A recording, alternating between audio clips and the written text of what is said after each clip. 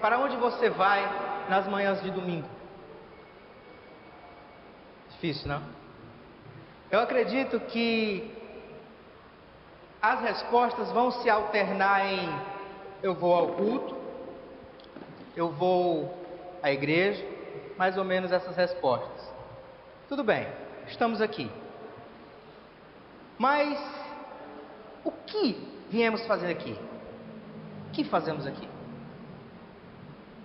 Eu acredito também que as respostas vão se alternar em adorar a Deus, louvar a Deus, compartilhar da comunhão dos irmãos, render graças ao Senhor. As respostas vão se alternar entre essas. Mas se formos analisar de maneira imparcial, nós fatalmente chegaremos à seguinte percepção: que no domingo pela manhã nós vamos alimentar um hábito. Alimentar o hábito de adorar ao Senhor. Alimentar um hábito. Hábitos. Nossa vida como um todo é composta por hábitos. E isso não é ruim. Muito pelo contrário, é bom. A nossa vida como um todo é composta de hábitos. Você, eu, todos nós, temos uma sequência temos hábitos diários que muitas vezes nem percebemos, mas que fazem parte da nossa vida. Quer um exemplo? Você acorda, escova os dentes, toma café, alguns escovam os dentes de novo, vai trabalhar, vai para a escola, tudo isso. E eu nem preciso investigar a sua vida para saber, porque são hábitos comuns. A nossa vida como um todo é composta de hábitos, e a nossa adoração a Deus não é diferente. A nossa adoração a Deus também é composta por hábitos. Hábitos. Até mesmo a maior decisão que tomamos em nossa vida foi uma grande mudança de hábitos.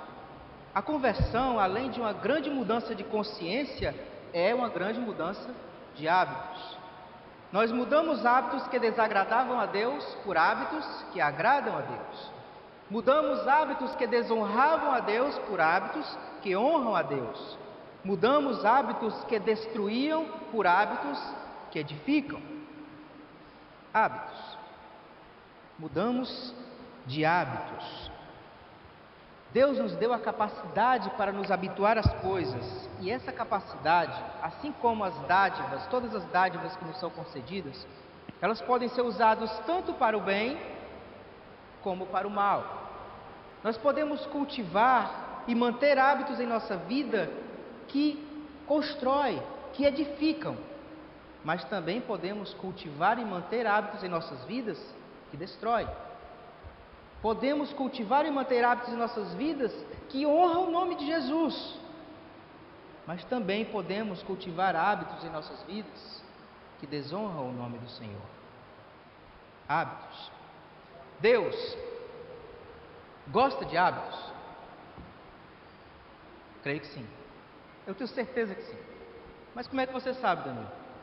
Você acha que Deus, Ele quer a sua adoração, a sua servidão, Ele quer você apenas em momentos esporádicos, de vez em quando? Não. Ele quer você o tempo todo. Ele quer você desde o momento que você sai de casa até o momento que você retorna. Ele quer você acordado, quer você dormindo. A todo instante. Deus te quer por completo, e não momentos esporádicos. E não apenas em momentos convenientes à nossa vontade, convenientes ao nosso tempo. Não. Ele quer você por inteiro. Algo bem interessante a respeito dos hábitos que podemos perceber é que eles são criados, podem ser mantidos por toda a nossa vida e que também podem ser eliminados. Os hábitos têm um começo, podem durar a vida inteira, mas também podem ter um fim. Deus nos quer por inteiros. Se existem hábitos em nossa vida que roubam a atenção de Deus, são hábitos que nós devemos eliminar. Se de fato queremos ser adoradores verdadeiros, adoradores que adoram em espírito e em verdade, adoradores que o Senhor procura, nós devemos nos habituar a adorá-lo todo o tempo. A adoração, a servidão, o serviço ao Senhor, a nossa dedicação ao Pai deve ser habitual, a todo instante.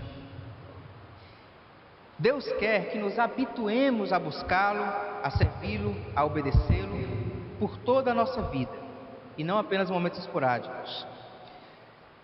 Não viemos aqui essa manhã para adorar a Deus. Se de fato queremos ser adoradores verdadeiros, adoradores que adoram em espírito e em verdade, nós temos que ter a consciência de que não devemos vir a este prédio para adorar a Deus, mas para dar continuidade à nossa adoração. Porque a nossa adoração, ela começa lá fora. Nós não viemos aqui para iniciar a adoração, mas para continuá-la. Nós viemos aqui nessa manhã para juntos continuar a nossa adoração. Eu quero até reforçar o que o pastor Ayrton disse na pregação passada, que quando no sábado à noite nós dizemos aos nossos filhos para dormirem cedo, para que no outro dia estejamos mais dispostos na adoração, nós estamos adorando a Deus. Não é isso, pastor? É isso aí, é por aí mesmo. A nossa adoração não começa aqui, ela começa lá fora. Deus não vai se agradar do que for feito aqui, se Ele não vier sendo agradado lá de fora. Se Ele não vier sendo agradado lá de fora. Não adianta eu ter uma vida desregrada, de desobediência ao Senhor lá fora, e quando eu chegar aqui, aleluia, glória a Deus. Não adianta. Não adianta. Deus quer que eu adore lá fora também. E não apenas aqui, não apenas num momento controlado por um relógio, não apenas por um compromisso de adoração, mas a todo instante. A passagem que eu te convido a abrir a sua Bíblia agora, em Atos capítulo 2, fala da vida dos convertidos, da vida daqueles que no início da igreja, a forma pela qual eles viviam, e neste relato da vida destes homens e mulheres, nós podemos extrair alguns hábitos bem edificantes e interessantes para a vida do cristão. Vamos abrir nossas Bíblias em Atos capítulo 2, dos versículos 42 ao 47. Atos capítulo 2, dos versículos 42 ao 47. Todos abriram? Vamos ler. E perseveravam na doutrina dos apóstolos, na comunhão, no partir do pão e nas orações. Em cada alma havia temor, e muitos prodígios e sinais eram feitos por intermédio dos apóstolos. Todos os que creram estavam juntos e tinham tudo em comum. Vendiam as suas propriedades e bens, distribuindo o produto entre todos, à medida que alguém tinha necessidade. Diariamente perseveravam unânimes no templo, partiam pão de casa em casa e tomavam as suas refeições com alegria e singeleza de coração, louvando a Deus e contando com a simpatia de todo o povo. Enquanto isso, acrescentava-lhes o Senhor, o dia a dia, os que iam sendo salvos. Hábitos. Olhando para essa passagem, nós percebemos hábitos na vida daqueles homens e mulheres. Hábitos que foram aprovados pelo Senhor, tanto que estão citados aqui. Hábitos que nós, Igreja de Cristo, que nós, discípulos de Jesus, devemos buscar e manter em nossas vidas. Existem muitos hábitos na vida daqueles homens e mulheres, mas hoje eu queria te convidar a refletirmos em três deles, que sem dúvida alguma, eu creio e espero no Senhor, que serão profundamente edificantes, que serão honra e glória para o nome de Jesus. O dicionário Aurélio diz que um hábito é a disposição duradoura pela repetição de um ato. Ou seja, é algo que deve ser repetido. É importante sabermos disso. Pois quando refletimos a respeito dos atos, não imaginemos que seja apenas um momento que vamos fazer isso. É preciso perdoar. Jesus disse que devemos perdoar. Eu vou perdoar. Quantas vezes? É mais vezes. Jesus foi perguntado quantas vezes se deveria perdoar. Ele disse 70 vezes 7. É muitas vezes, são muitas vezes. Nós devemos nos dedicar, devemos ler a palavra, buscar o conhecimento da palavra. Só uma vez? Não. Contínuas vezes. Sempre. Todo momento. A obediência ao Senhor, só uma vez? Não. Continuamente. Quando estivermos refletindo nesses hábitos, tenhamos a consciência de que é algo que deve fazer parte do nosso dia a dia e não apenas de um momento. O primeiro deles que eu quero trazer é: habitue-se a imitar a Jesus. Habitue-se a imitar a Jesus. Busque ser a semelhança de Cristo. Ninguém adorou a Deus mais perfeitamente do que Jesus. Ninguém. Nenhum ser humano que passou pela terra adorou a Deus mais perfeitamente do que Cristo. Então, Cristo é o nosso maior referencial a seguir.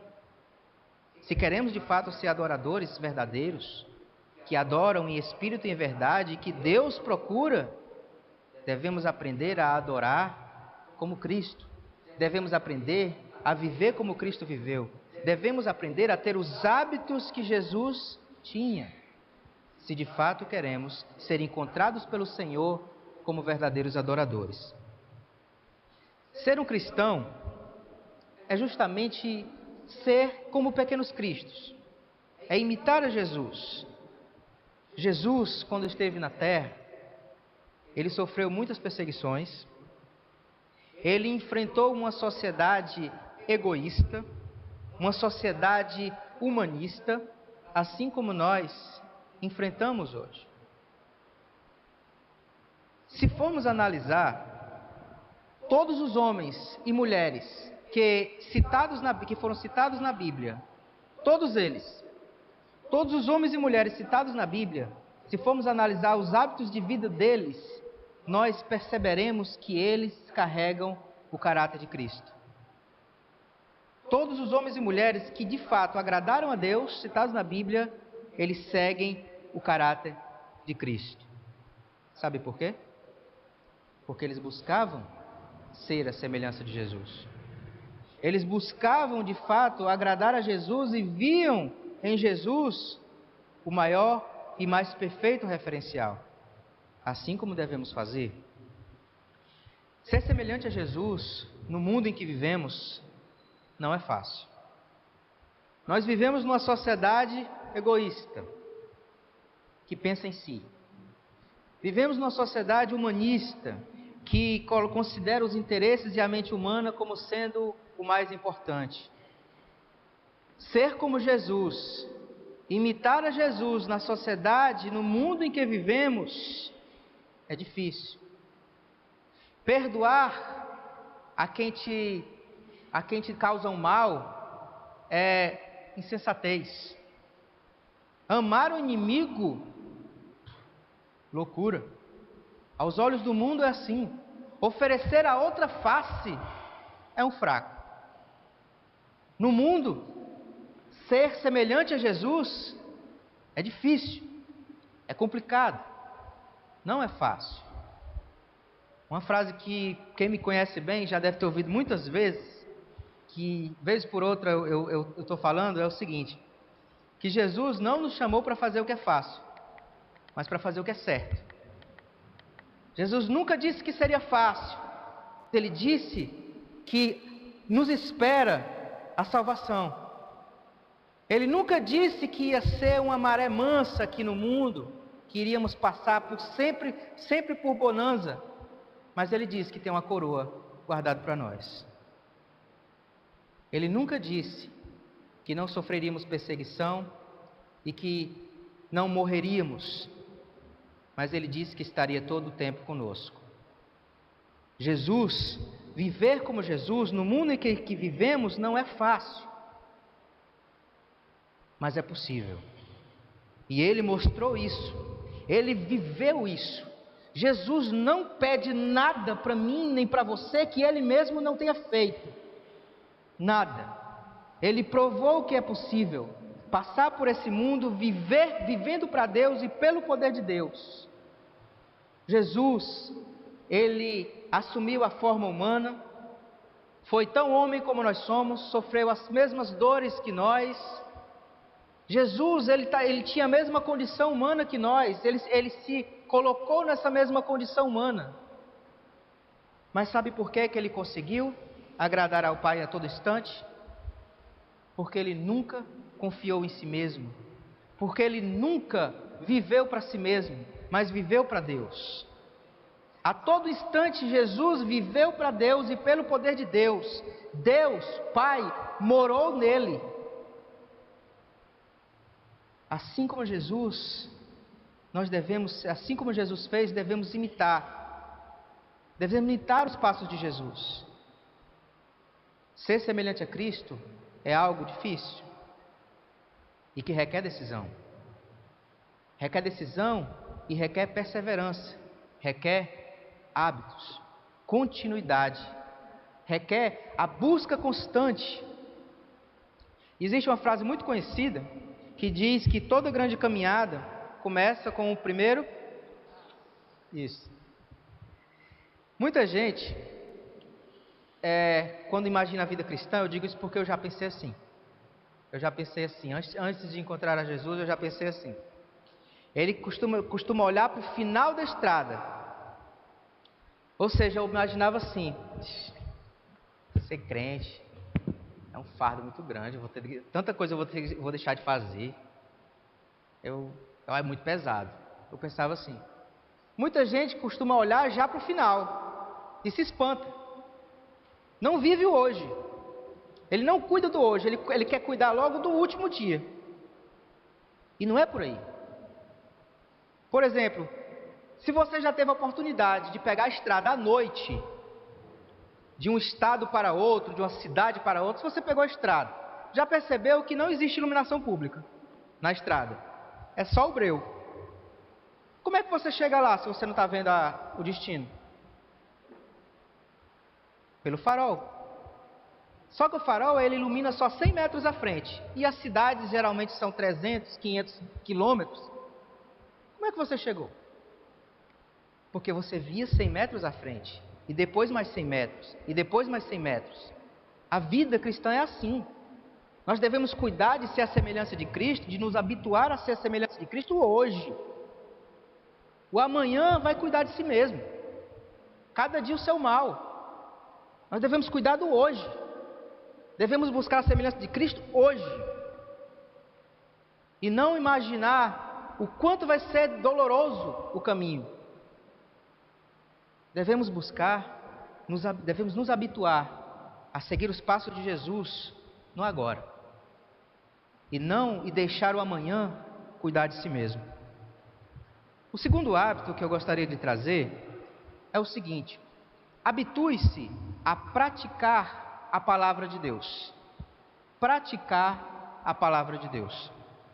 Por que é que eu não venho aqui dizer, nós devemos nos habituar a ler a palavra de Deus, nós devemos nos habituar a conhecer a palavra de Deus? Por que é que eu não venho aqui dizer isso? Porque ler, conhecer, é fácil. É fácil. A Bíblia é hoje o livro mais vendido em todo o mundo. O mais vendido em todo o mundo. Quase todas as casas têm uma Bíblia. É claro que existem alguns países que a perseguição cristã contra os cristãos é bem violenta. E que a presença de uma Bíblia em casa se torna bem complicado. Mas no contexto geral, a Bíblia está na grande maioria das casas. E não é de enfeite não. As pessoas leem. Agora, praticar é outra história. Ler a palavra, conhecer a vontade de Deus, não é tão difícil. É fácil. Mas viver a palavra de Deus, praticar, é difícil. É difícil. No mundo em que vivemos, é difícil. Jesus, é claro que devemos buscar sempre conhecer a palavra de Deus. É necessário, é essencial. Devemos buscar conhecer a vontade de Deus, devemos nos debruçar sobre as Escrituras, devemos sempre buscar nas Escrituras todo o ensinamento, tudo que nos traz vida e vida e abundância. É essencial, mas mais essencial é praticar. Mais essencial é praticar. Jesus disse em Lucas capítulo 6, versículos 47 e 48: todo aquele que vem a mim e ouve as minhas palavras e as pratica, eu vos mostrarei a quem é semelhante. É semelhante ao homem que, edificando uma casa, cavou, abriu profunda vala e pôs os alicerces sobre a rocha. E vindo a enchente, bateu com ímpeto a torrenta naquela casa e não a pôde abalar, porque tinha sido bem edificado. Jesus, nessa passagem, ele não para em ouve as minhas palavras. Ele completa, pratica. Não é só ouvir, é praticar. Nem todos os leitores da Bíblia, ouça bem, nem todos os leitores da Bíblia são praticantes, mas todos os praticantes também são leitores. Todos os praticantes da palavra também são leitores da palavra. Nos habituemos a praticar a palavra de Deus. O terceiro hábito que eu quero trazer essa manhã é: aprenda, habitue-se a mortificar o seu ego. Aprenda, habitue-se a isso, a mortificar o seu ego, crucificar a carne, junto com as suas paixões e concupiscências.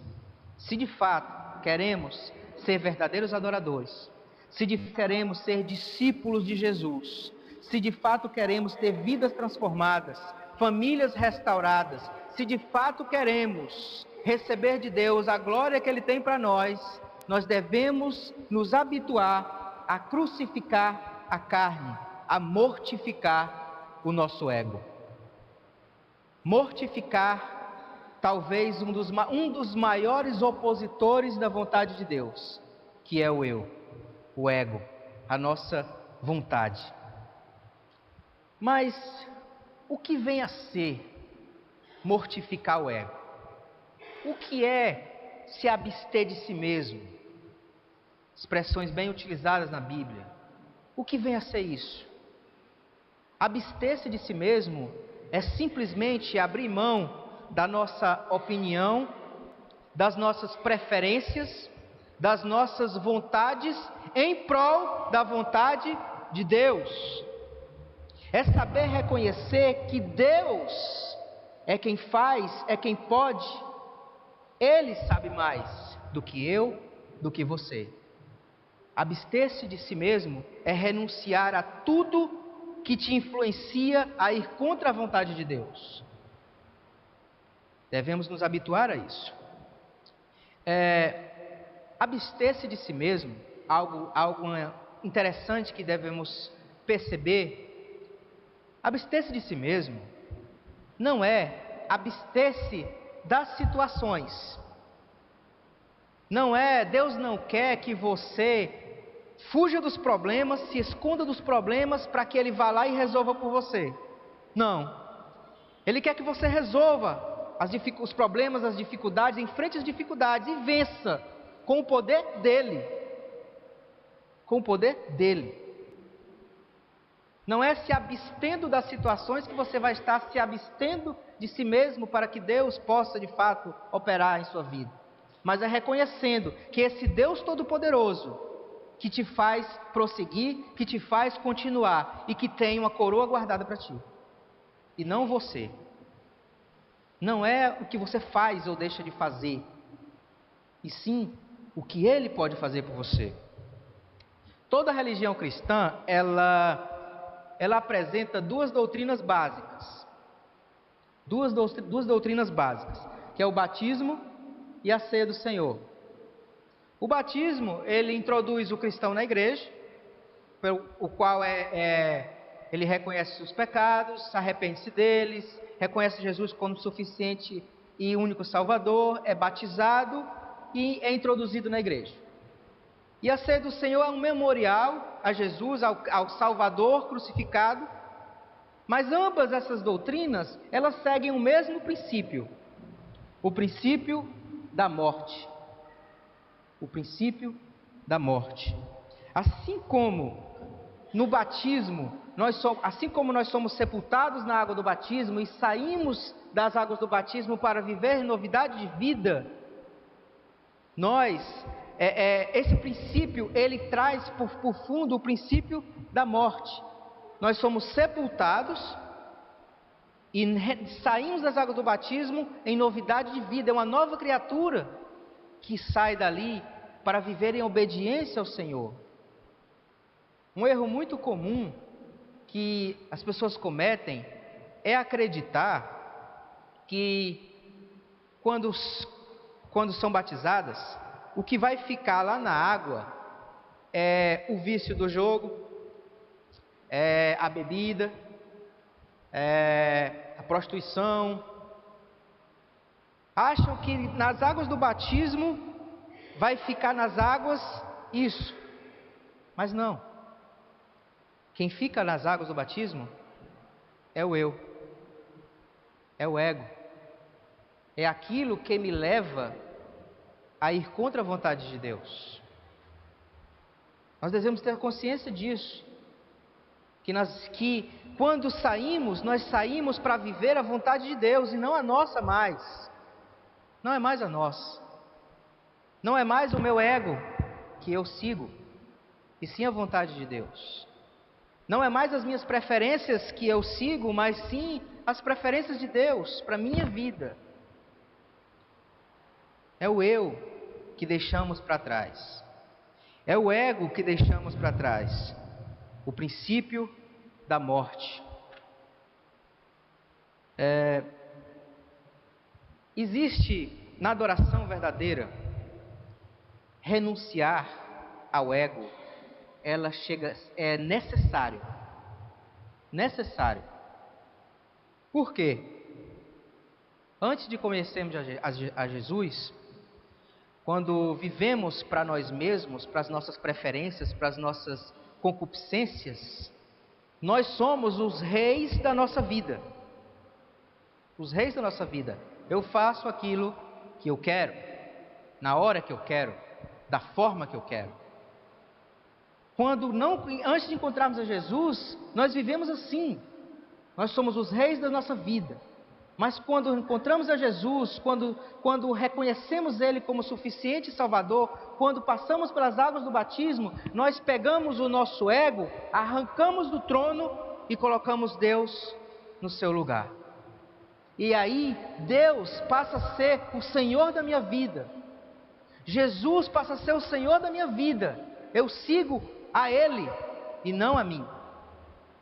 Renunciar ao ego, mortificar o ego é necessário e devemos nos habituar a isso, se de fato queremos ser adoradores verdadeiros, se de fato queremos ser encontrados pelo Senhor como adoradores verdadeiros. Um exemplo que eu acho fantástico de renúncia, de mortificação do ego, é o de Paulo.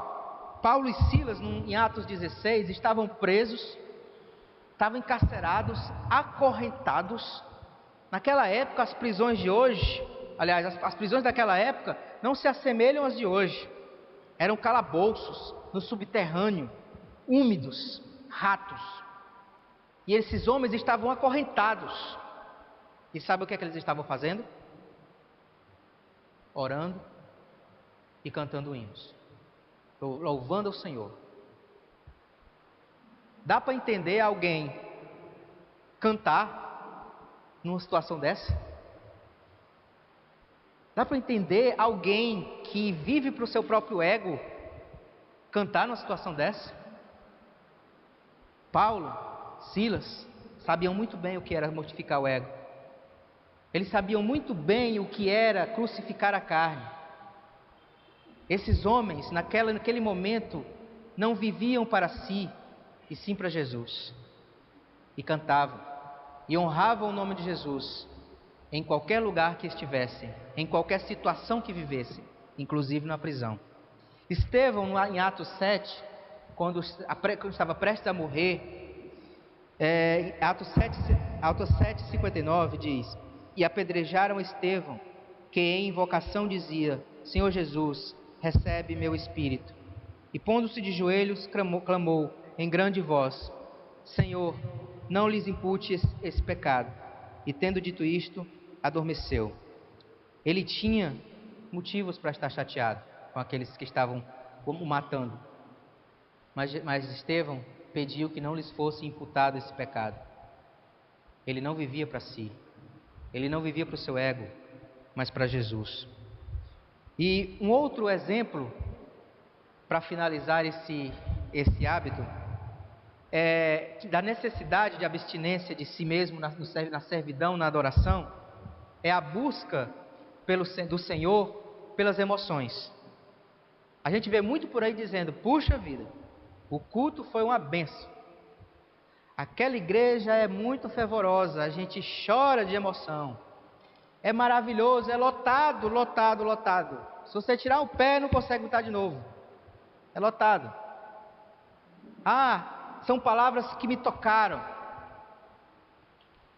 Buscam muitas vezes ouvir aquilo que vai saciar a sua culpa. Vivem durante a semana inteira como agentes secretos, como cristãos agentes secretos. Vivem a semana inteira com uma vida desregrada, uma vida de desobediência. Mas quando chega aquele momento, aí tudo é maravilhoso.